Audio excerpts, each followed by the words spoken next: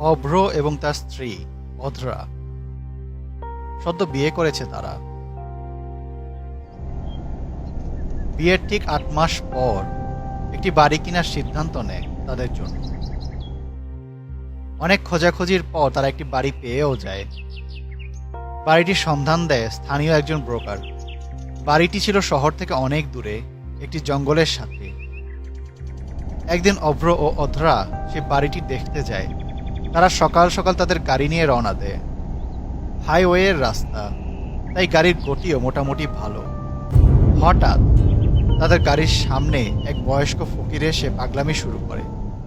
বলতে থাকে, ওই বাড়িতে যাস না, মরবি, তোরা মরবি। বারবার সে একই কথা বলতে থাকে। তারপর অভ্র কিছুটা বিরক্ত হয়ে গাড়ি থেকে বের হয়ে লোকটিকে সরিয়ে দেয়। তারপর গাড়িতে ফিরে এসে গাড়ি চালিয়ে সেখান থেকে চলে যায়। কিছুক্ষণের মধ্যেই তারা তাদের বাড়ির সামনে পৌঁছে যায়। সেখানে গিয়ে দেখে ব্রোকার নূর মোহাম্মদ সেখানে দাঁড়িয়ে তাদের জন্য অপেক্ষা করছে। অভ্র গাড়ি থেকে নামতেই ব্রোকারের সামনে এসে হাত মিলায় এবং তাদেরকে ওয়েলকাম জানায়। তারপর অধরা অভ্রের হাত ধরে বাড়ির ভেতরে প্রবেশ করে। অধরার বাড়িটি দেখেই পছন্দ হয়। আর হবেই বা না কেন, ডুপ্লেক্স একটা বাড়ি, মনোমুগ্ধকর ডিজাইন। আর ভেতরে যে আসবাবপত্র তার অধিকাংশই অ্যান্টিক। আর অধরার অ্যান্টিক জিনিস অনেক পছন্দ। তারপর তারা পুরো বাড়ি ঘুরে দেখে। অবশেষে অধরা যায় একটা বেডরুমে। বেডরুমটা তাকে অনেক আকৃষ্ট করে, তাই সে সিদ্ধান্ত নেয় যে এটাই হবে তাদের বেডরুম। তারপর বেডরুমের আসবাবপত্র দেখতে দেখতে অধরা সেখানে থাকা একটি ড্রেসিং টেবিলের দিকে নজর যায়। সে টেবিলটার সামনে গিয়ে দেখে ধুলো জমা এই ড্রেসিং টেবিলটার ডিজাইন অনেক সুন্দর হলেও তার আয়নাটা ভাঙা। তাই সে হাত দিয়ে সেই আয়নাটা স্পর্শ করতে গেলে হঠাৎ তার আঙ্গুল একটু কেটে যায়, রক্ত বের হয়ে আসে। অধরা বুঝতে পারে না কাটলো কিভাবে। তাই সে তার আঙ্গুলটি মুখে নিয়ে ওই রুম থেকে বের হয়ে অভ্রের কাছে চলে যায়। এদিকে অভ্র বাড়িটি কেনার জন্য কথা বলছিল।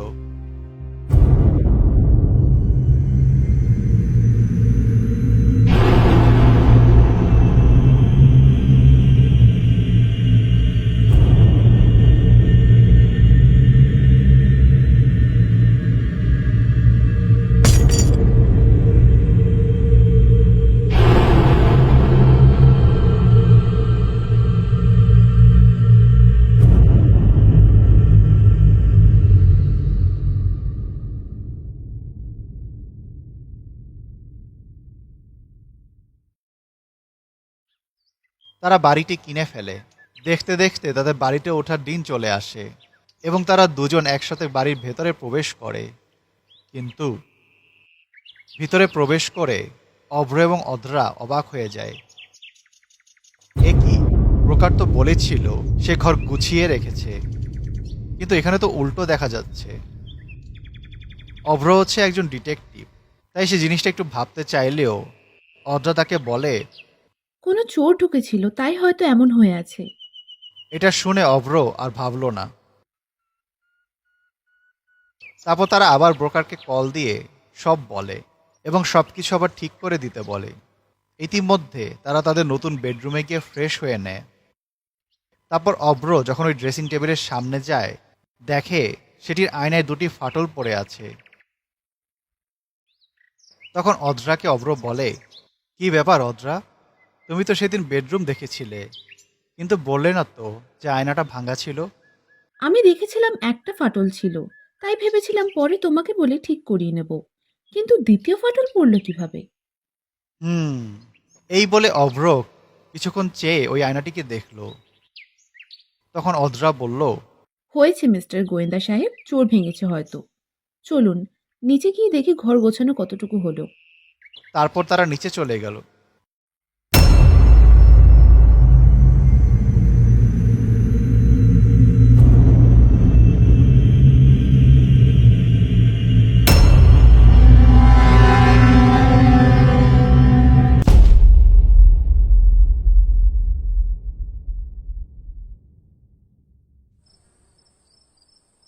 সব গুছানোর শেষে তারা একসাথে নতুন বাড়িতে প্রথমবারের মতো খেতে বসে। সেই আয়না ঠিক করার কথা বলতে থাকে। যেই অব্র বলে যে এই আয়নাটি চেঞ্জ করে নতুন আয়না বসাবে, ঠিক তখনই বাইরে অনেক জোরালোভাবে কিছু পড়ার শব্দ শোনা যায়।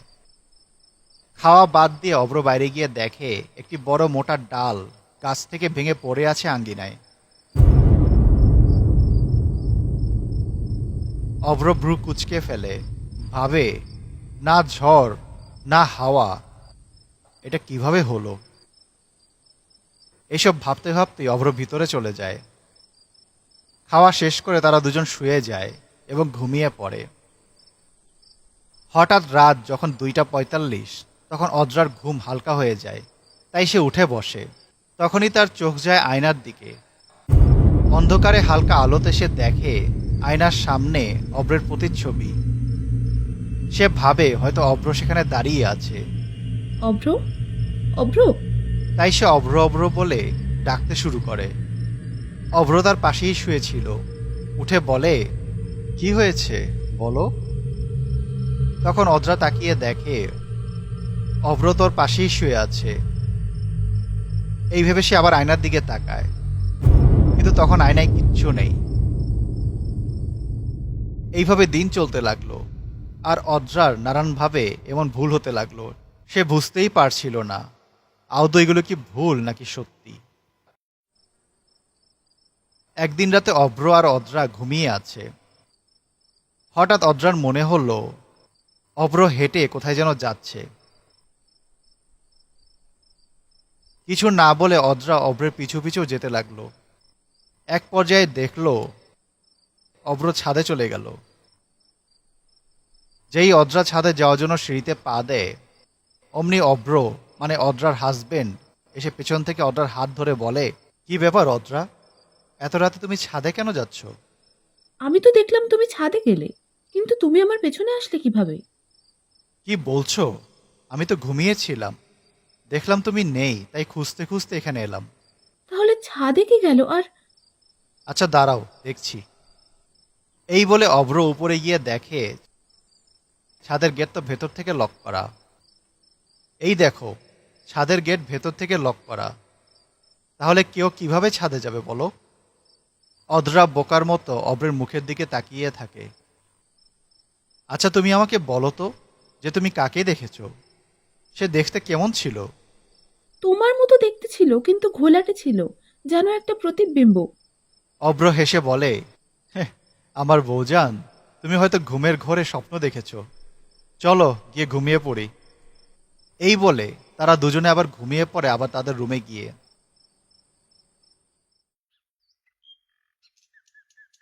তারপর একদিন অব্র সকালবেলা অদ্রাকে বিদায় জানিয়ে অফিসে চলে যায়। ঠিক তার 5 মিনিট পর কে যেন দরজায় কড়া নাড়ে। অদ্রা দরজা খুলে দেখে অব্র দাঁড়িয়ে আছে।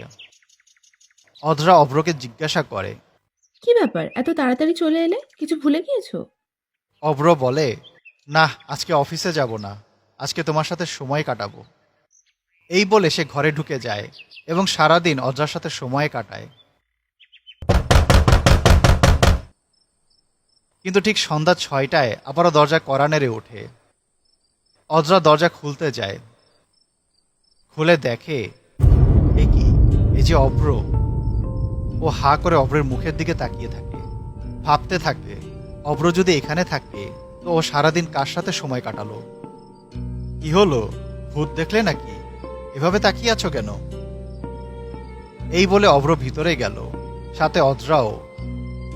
কিন্তু ভিতরে গিয়ে অদ্রা দেখলো ওই অব্র নেই, যে ওর সাথে সারাদিন বসেছিল। অনেকটা অবাক হলো অদ্রা। অদ্রা ভাবে সে অব্রকে সব বলবে, অন্যদিকে আবার ভাবে অব্র এসব বিশ্বাস করবে না, তাই আর কিছু বলে না। তারপর সেই বাড়িতে কাটতে থাকে তাদের দিন। একদিন অদ্রা যখন ওর বাপের বাড়ি বেড়াতে যায়, সেদিন মাগরিবের আজান পড়তেই মেইন গেটের কড়া নাড়ার শব্দ পেয়ে অব্রা দরজা খুলতে যায়। দেখে অদ্রা দাঁড়িয়ে আছে দরজায়।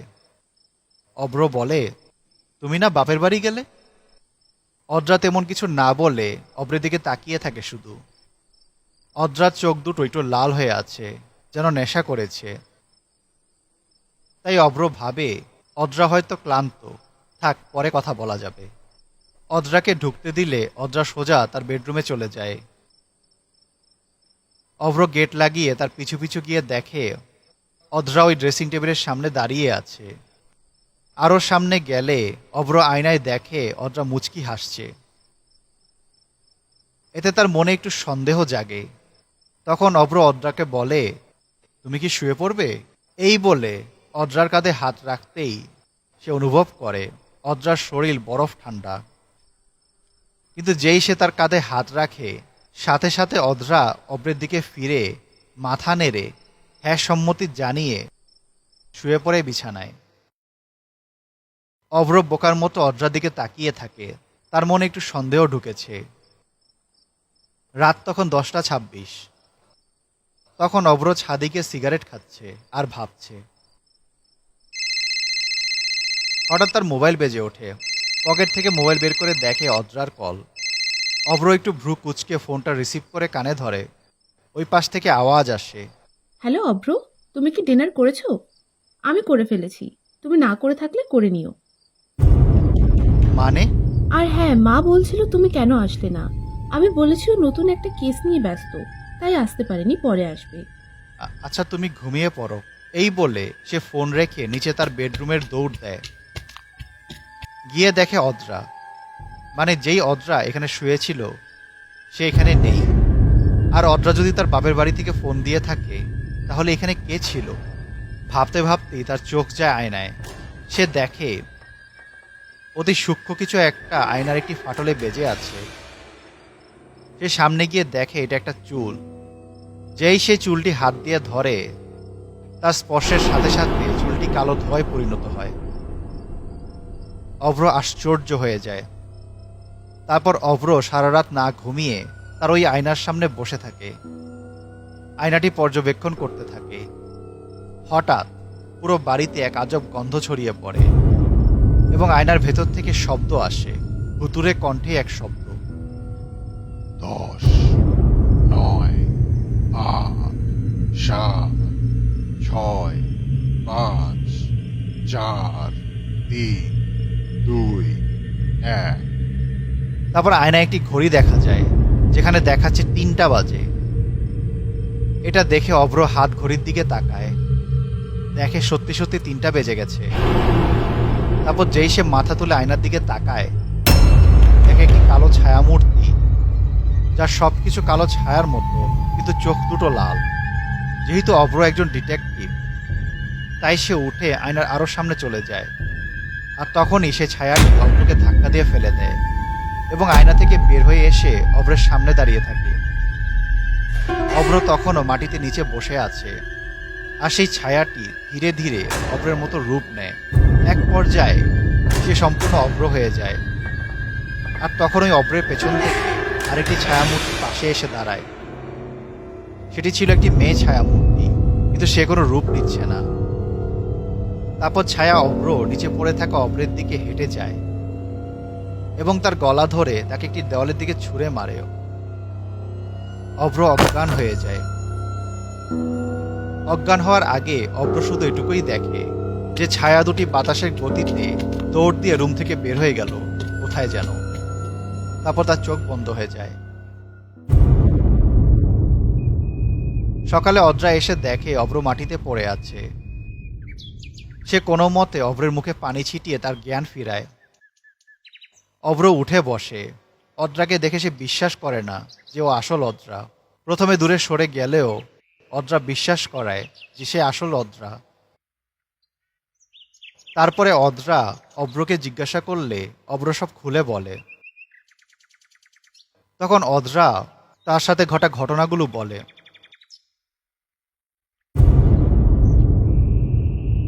সবকিছু শুনে অভ্র অদ্রাকে নিয়ে তাদের গাড়িতে উঠে সেই ব্রোকারের কাছে যায়। অভ্র রাগান্বিত অবস্থায় ব্রোকারের কলার ধরে বলে, ওইটা যে ভৌতিক বাড়ি তুমি আগে বলনি কেন? ভৌতিক মানে? ভাবি, কি বলছে এসব? হ্যাঁ, ওটা ভৌতিক বাড়ি। তারপর অভ্র আর অদ্রা সব খুলে বলে। সব শুনে ব্রোকার বলে, আমি তো তেমন কিছু জানি না, কিন্তু একজন লোক আছে, শুনেছি 30-40 বছর আগে উনি ওই বাড়ির কেয়ারটেকার ছিল। ওকে জিজ্ঞাসা করলেই জানা যাবে। তারপরে তারা তিনজন মিলে সেই কেয়ারটেকারকে খুঁজে বের করে এবং তার কাছে গিয়ে সব খুলে বলে, সবকিছু জানতে চায়। কেয়ারটেকার বলে, তোমরা তো শিক্ষিত, তোমরা কি কইলে বিশ্বাস করবা? হ্যাঁ করব, বলুন আপনি। কখনো কি শুনছো যে আয়নাতে বেশিক্ষণ তাকায়া থাকলে আয়নার প্রতিবিম্ব জীবিত হইয়া যায়? এগুলো হলো সেই প্রতিবিম্ব। আর ওই আয়নাটা হইল এক শয়তান পূজারী মহিলার। মহিলাটা শয়তানের পূজা করত, কিন্তু নিজের রূপচর্চা সব সময় করত, সব সময় নিজেকে সুন্দর করে রাখত। তার যে জামাই আসিল সে তার বউরে অনেক ভালোবাসত, কিন্তু শয়তানের পূজা করাটা তার পছন্দ আসিল না।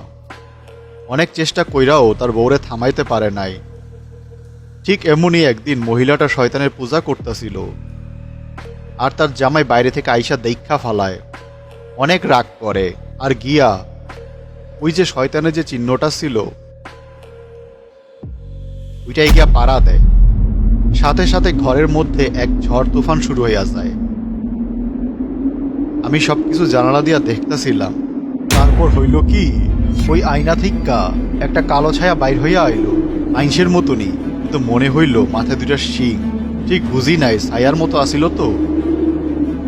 পরে ওই ছায়াটা আইসা বেড়ার কলায় ধইরা উপরে তুইলা কইল, ওর এত বড় সাহস, ওর এত বড় কলিজা, আয় তাহলে আমার সাথে। এই কইয়া লোকটারে আয়নার দিকে ফিক্কা মারল, আর লোকটা ওই আয়নায় ঢুকা গেল। নীরবতা কাটিয়ে অভ্র বলে, আর এইসব আপনি কিভাবে দেখলেন? আপনি তো অন্ধ। বাবারে, আমি অন্ধ ছিলাম না। ওই যে শয়তানরে আমি দেখছিলাম, ওই শয়তানটা আয়নায় যাওয়ার আগে আমারে দেখা লাইছিল। শয়তানের চোখে চোখ পড়ছিল আমার, সাথে সাথে আমার চোখ দিয়ে রক্ত বাইর হয়ে যায়। মনে হয়েছিল কেউ আমার চোখে গরম সীসা ঢাইল্লা দিছে রে বাপ। আর ওই মহিলা, তার কি হয়েছিল? এইটা তো দেখলে কইতে পারতাম, কিন্তু আফসোস। কোনো লাভ হলো না। হিস্টোরি জেনে আর কি করব? আমার দরকার আসল রহস্যগুলো কি, আর কেন এমন করছে, আর কিভাবে এটা দূর করা যায়। সবাই সেখান থেকে প্রস্থান করে। সবাই একটি বড় বটগাছের নিচে চায়ের দোকানে বসে চা খাচ্ছে। তখন অব্রের পেছন থেকে এক বৃদ্ধ ফকির বলে ওঠে, বাবা, ওরা ইচ্ছাধরী জিন। দুঃখিত, আপনি কি আমাকে কিছু বললেন? আমি জানি তোমাদের সমস্যা। আমাকে তোমাদের বাড়িতে নিয়ে চলো, তারপর আমি তোমাদের সামনাসামনি সব দেখাচ্ছি। তখন অভ্র কিছুটা চিন্তা ভাবনা করে ফকিরকে নিয়ে যায় তাদের বাড়িতে। ফকির বাড়িতে পা রাখতেই দুজনের চিৎকার আর হংকার ভেসে আসে অভ্রের বেডরুম থেকে। তারপর তারা যায় ওই বেডরুমে এবং আয়নার সামনে সবাই দাঁড়ায়। ফকির বাবা তার পুটলি থেকে হাতে একটু বালি নেয় এবং মুখের কাছে হাত দিয়ে কিছু একটা করে। তারপর সবাইকে বলে, যখন আমি বলবো চোখ আর হাতের মুষ্টি বন্ধ করো, তোমরা দেরি না করে বন্ধ করে ফেলবে। সবাই মাথা নেড়ে সম্মতি জানায়। তারপর ফকির সেই বালু যেই ওই আয়নায় ছুঁড়ে মারে, অমনি দুটি ছায়ামূর্তি বাতাসের গতিতে আয়নার সামনে এসে পড়ে। পুরুষ ছায়াটা বাঘের মতো ভৌতিক গর্জন করে ওঠে, আর ওপাশ থেকে সজোরে আয়নায় হাত রাখে, যার ফলে আয়নার আরেকটা ফাটল ধরে এবং ঘরও কাঁপতে শুরু করে। তারপর দুটি ছায়ামূর্তিরই চোখে লাল আলো জ্বলতে শুরু করে। তখনই ফকির বলে, সবাই এখনই চোখ আর মুষ্টি বন্ধ করো। সবাই সাথে সাথে তা করে ফেলে। সবকিছু স্বাভাবিক হয়ে যায়। তারা নিচে যায় আর অদ্রা সকলকে জিজ্ঞাসা করে, এগুলো কি ছিল? ফকির বলে, এগুলো হলো ইচ্ছাধারী জিন। এগুলো ওইসব জায়গায় থাকে যেখানে প্রতিবিম্ব সৃষ্টি হয়। ওদের নিজের কোনো রূপ নেই, তাই কেউ যদি ওদের দিকে তাকিয়ে থাকে আর তাদের চোখে চোখ যদি পড়ে এবং সেই সময় হাতের আঙ্গুল যদি খোলা থাকে, তারা তোমার সামনে হয় তোমার রূপ নিয়ে ওই আয়না হতে ঠিক বের হয়ে আসবে, আর না হয় ওই শরীরে আসর করবে। আর ওদের এই কাজ শুধু রাতেই সম্ভব, আর ওদের শক্তিও বেশি থাকে রাতের দিকেই। তুমি ঠিক বলেছ। আর এখন রাত, সবাই অভ্রের দিকে তাকিয়ে দেখে অভ্রের চোখ রক্ত লাল হয়ে আছে, তার চোখ থেকে রক্ত গড়িয়ে পড়ছে, আর অভ্র দাঁত বের করে হাসছে। অদ্রা এসব দেখে ভয় পেয়ে যায়। তখন অভ্র ব্রোকারের দিকে তাকিয়ে হা করে গর্জন করে, আর তার সুচালো দুটো দাঁত বের হয়ে যায়। সে বাতাসের গতি দিয়ে ব্রোকারের পেছনে চলে যায়, তারপর নিচু কণ্ঠে বলে, বিদায়। এই বলে তার পিঠ দিয়ে হাত ঢুকিয়ে বুক দিয়ে বের করে। তারপর হাত বের করে হাতে লেগে থাকা রক্তে জিভ দিয়ে চাটে অভ্র, আর অদ্রার দিকে তাকিয়ে বলে, কি এভাবে কি দেখছো? ভাবছো এটা কিভাবে হলো? তোমরা সবাই চোখ আর হাতের মুঠো বন্ধ করলেও আমি করিনি। এখন তো আমি অভ্র, কিন্তু অদ্রা, আমার তোমার শরীরটাও দরকার ওর জন্য। এই বলে সে ধীরে ধীরে হেঁটে অদ্রার দিকে এগোতে থাকে। অদ্রার হাত ধরতে নেয়। ঠিক ওই সময় ফকির বাবা দৌড়ে অদ্রার পেছনে গিয়ে তার পুটলি থেকে গুড় জাতীয় কিছু বের করে অভ্রের শরীরে মারে, আর অভ্রের শরীরে নীল আগুন জ্বলতে শুরু করে। এই সুযোগে তারা বাড়ি থেকে বের হয়ে গেল। যাওয়ার সময় ফকির একটি পিন গেঁথে গেল, যাতে ছায়াগুলো বাড়ি থেকে বের হতে না পারে। বের হবার সময় অভ্র কিছুক্ষণের জন্য তার শরীরে নিয়ন্ত্রণ পায়। সে অদ্রাকে বলে, অদ্রা, সাব্বির, সাব্বির।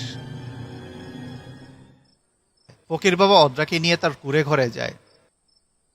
সেখানে তারা দুজন বেশ চিন্তিত অবস্থায় বসে থাকে।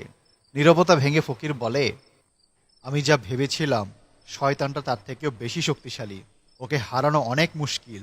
তাই বলে কি আমার অভ্র ওদের কবলে থাকবে নাকি? যে করেই হোক ওকে বাঁচাতে হবে।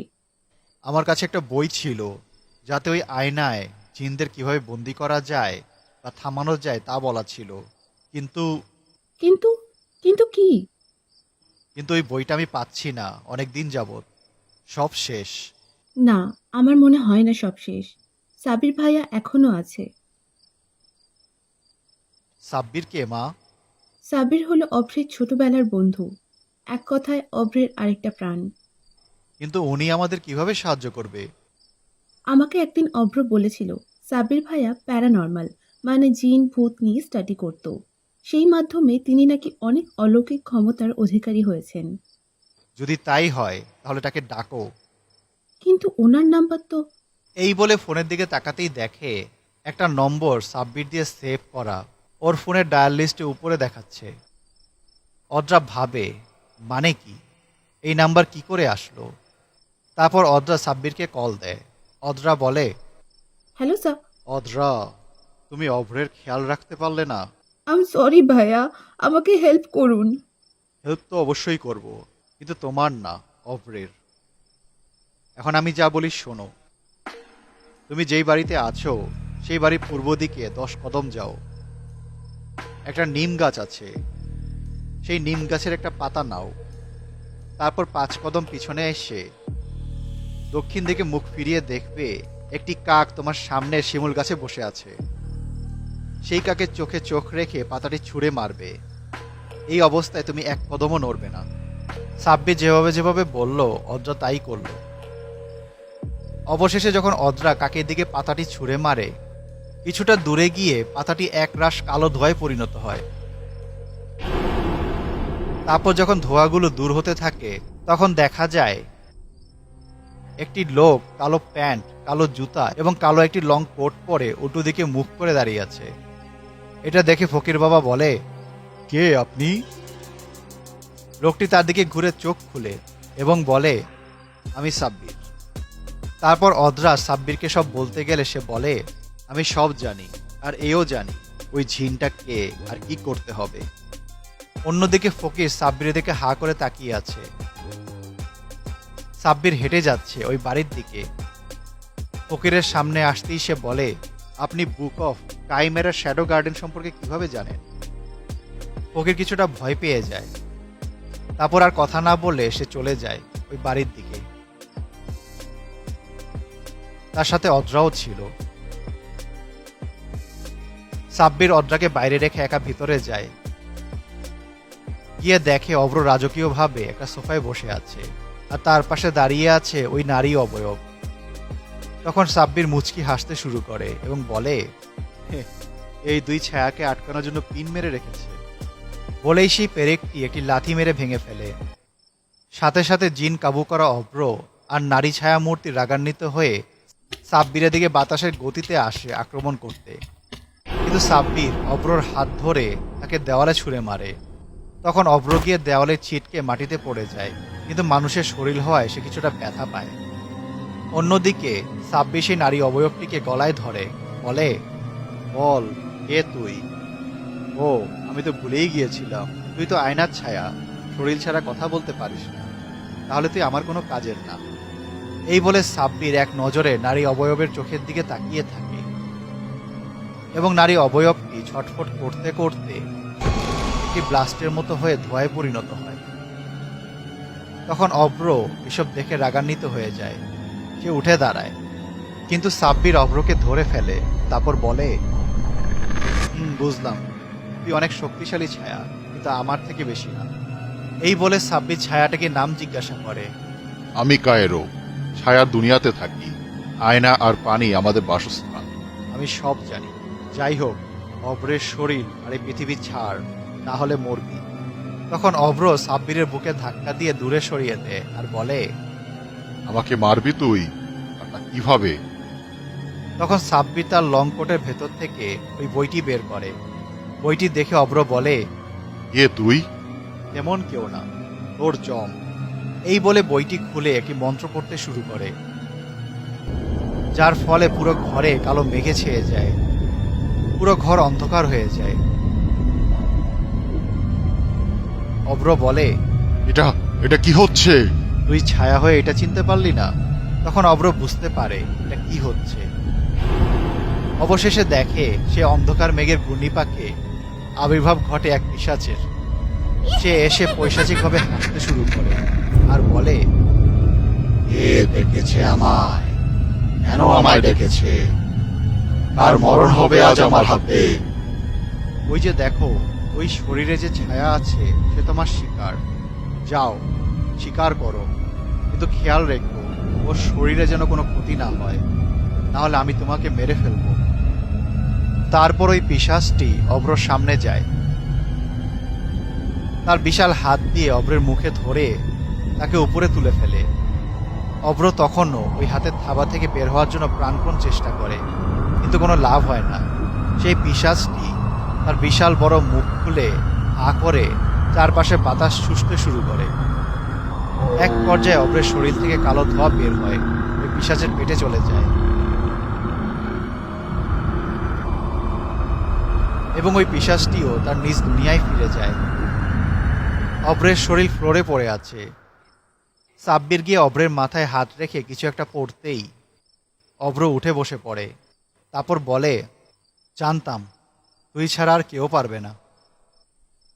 তারপর সাব্বিরের কাঁধে ভর করে অভ্র আর সাব্বির বের হয়ে আসে বাড়ির ভেতর থেকে। সাব্বির বলে, এখন আর আয়নায় কোনো সমস্যা হবে না, চিন্তা করো না। তুমি এটা কিভাবে করলে? সাব্বির সব খুলে বলে। ফকির সব শুনে জিজ্ঞাসা করে, আর তুমি যেই পদ্ধতি অবলম্বন করেছো সেটা কি ছিল? ছায়াচক্র। তুমি কিভাবে জানলে? ছায়া জাদুকর শুধু ও না, আমিও ছিলাম, তাই